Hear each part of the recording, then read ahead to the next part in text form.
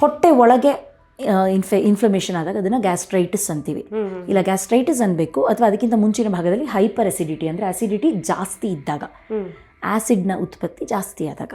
So ನಾವು ತುಂಬ ಸಲ ನಾವೇನು ಮಾಡ್ತೀವಿ, ಗ್ಯಾಸ್ಟ್ರಿಕ್ ಆಗಿದೆ ಅಥವಾ ಗ್ಯಾಸ್ ಆಗಿದೆ. ಅದು ಇನ್ನೊಂದು ಪದ. ಗ್ಯಾಸ್ ಅನ್ನೋದು ಟೋಟಲಿ ಬೇರೆನೇ ಅರ್ಥದಲ್ಲಿ ಬರುವಂಥದ್ದು. ಅದು ವಾಯು ಆಗಿದೆ ಅಂತ, ಹೊಟ್ಟೆ ಉಬ್ರ ಈ ಥರದ ಸಿಂಪ್ಟಮ್ಸ್ ಇರುವಂಥದ್ದು. ಅದಕ್ಕೂ ಇದಕ್ಕೂ ಆ್ಯಕ್ಚುಲಿ ಅಂದರೆ ಒಂದೇ ಅಲ್ಲ, ಅದು ಎರಡು ಸಂಬಂಧ ಇದೆ, ಎರಡು ಬೇರೆ ಬೇರೆ ವಿಷಯಗಳು, ಒಂದಕ್ಕೊಂದಕ್ಕೆ ಸಂಬಂಧಪಟ್ಟಿರೋ ವಿಷಯಗಳೇ, ಆದರೆ ಅದೇ ಇದಲ್ಲ.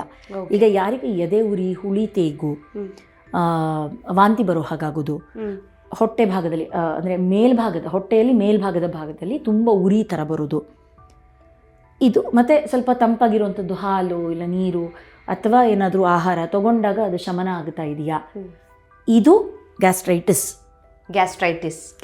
ಅಥವಾ ಹೈಪರ್ ಅಸಿಡಿಟಿ ಸಿಂಪ್ಟಮ್ಸ್. ಇದು ಹೇಳಿದ್ನಲ್ಲ, ಇದು ಜೀರ್ಣ ಆಗೋದನ್ನು ಮುಂಚಿನ ಭಾಗ, ಅಂದರೆ ಆಹಾರಕ್ಕೆ ಸಂಬಂಧಪಟ್ಟಿದ್ದು ಹೆಚ್ಚಾಗಿ. ಅದರಲ್ಲಿ ಮತ್ತೆ ಈಗ ನಾವು ತುಂಬ ಖಾರ ಇರುವಂಥ ಆಹಾರ, ತುಂಬ ಸ್ಪೈಸಿ, ಅದರಲ್ಲೂ ತುಂಬ ಜನಕ್ಕೆ ಹಸಿ ಮೆಣಸಿನಕಾಯಿ ಈ ಥರದ ಆಹಾರಗಳನ್ನ ತಗೊಂಡಾಗ ಏನಾಗುತ್ತೆ, ಅಸಿಡಿಟಿ ಜಾಸ್ತಿ ಆಗುತ್ತೆ.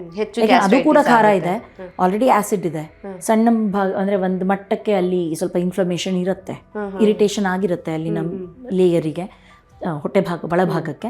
ಅದರ ಜೊತೆಗೆ ಖಾರ, ಈಗ ಗಾಯದ ಮೇಲೆ ಖಾರದ್ದೇನೋ ಬಿದ್ದಾಗ ನಮಗೆ ಹೇಗೆ ಉರಿ ಹತ್ತತ್ತೆ, ಅದೇ ರೀತಿ ಹೊಟ್ಟೆ ಒಳಗಿನ ಉರಿ ಜಾಸ್ತಿ ಆಗುತ್ತೆ. ಹೊಟ್ಟೆ ಉರಿ ಅಂದರೆ ಬೇರೆ ಥರ ಅನ್ಕೋಬೇಡಿ ನೀವು. ಹೊಟ್ಟೆ ಉರಿ ಅಂತಂದರೆ ಅಂದರೆ ಯಾರ್ದೋ ಮೇಲೆ ಹೊಟ್ಟೆ ಕಿಚ್ಚಲ್ಲ. ಇದು ಏನಂದರೆ ಹೊಟ್ಟೆ ಒಳಗೆ ಉರಿಯ ಅನುಭವ ಆಗುವಂಥದ್ದು.